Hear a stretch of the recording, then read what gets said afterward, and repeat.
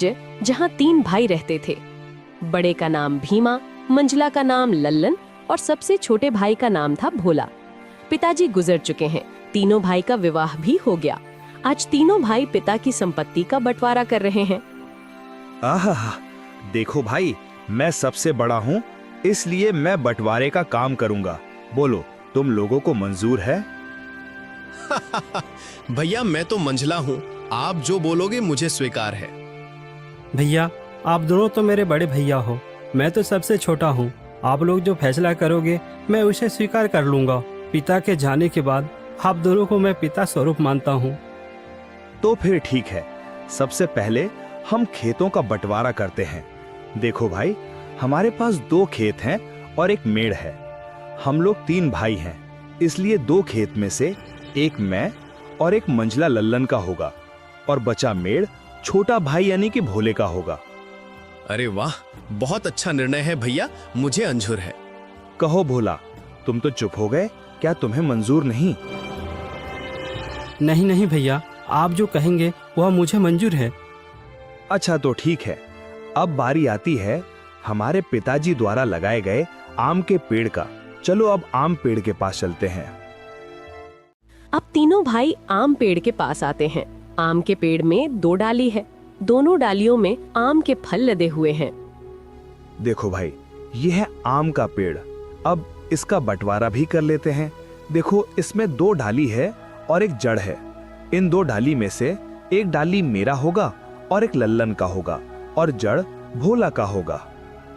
बहुत अच्छा भैया, ये फैसला भी मुझे मंजूर है।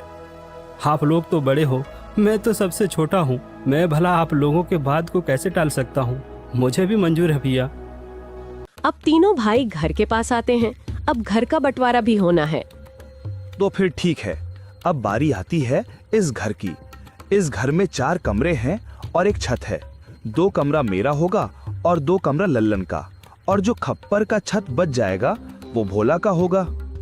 भीमा के इस फैसले से भोला बहुत दुखी हो जाता है।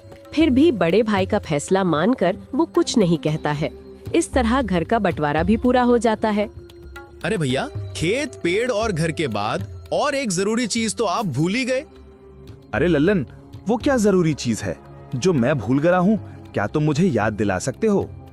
भैया, पिताजी ने हम तीनों भाइयों के लिए कुछ रुपए पैसे भी तो छोड़ गए हैं, आप उसे कैसे भूल सकते हो? अरे हाँ, याद आया, जरा रुको, मैं अभी लेकर आता हूँ। बड़ा भाई भीमा घर के अंदर से एक मटका लेकर आता है जिसमें कई सिक्के भरे थे और उनमें से कुछ पुराने जमाने के सिक्के भी थे। देखो भाइयों, इसमें से 2 प्रकार के सिक्के हैं।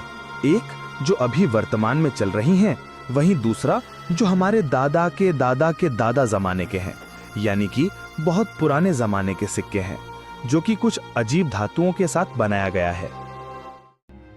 तो भैया, अब इन सिक्कों का कैसे बंटवारा करोगे आप? तो सुनो, अभी के जमाने में जितने भी सिक्के चल रहे हैं, उन सिक्कों को मैं और मंझला भाई लल्लन का होगा, और जो सिक्के बहुत पुराने हैं, जो कि पुराने धातुओं से बनाए गए हैं, वो भोला का होगा। इस तरह दोनों भाई रुपए पैसे को भी ले जाते हैं। देखो भोला, पुराने जमाने के सिक्के में सिर्फ 4 ही सिक्के बचे हुए हैं। तुम चाहे तो इन 4 सिक्कों को ले जा सकते हो।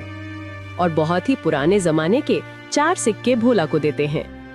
भैया, आप दोनों तो सारे रुपये पैसे ले लिए।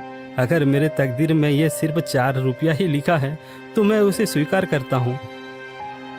भोला अपने हिस्से के 4 सिक्कों को लेकर घर के अंदर जा ही रहा था कि तभी बड़ा भाई रोककर कहता है, अरे भोला, तू पगला गया है क्या? तूने सुना नहीं? बंटवारा हो गया है। अब इस घर में हम रहेंगे। तुम्हारा हिस्सा तो छत में है, तुमको तो बंटवारा छत में दिया गया है। अब तुम उस खप्पर छत में जाकर रह सकते हो। इस घर के अंदर अब तुम नहीं रह सकते। अब ये घर हम दोनों का हुआ। भैया, आप ही कैसे? यार, अब तो ड्रीम 11 और एमपीएल दोनों बंद हो गए। अब क्रिकेट के गेम कहाँ खेलूं? आप ही कैसी बातें कर रहे हो? मैं कहाँ जाऊंगा? मेरा तो अभी अभी शादी हुआ है, मैं कहाँ रहूंगा भैया? अरे भोला भाई, ये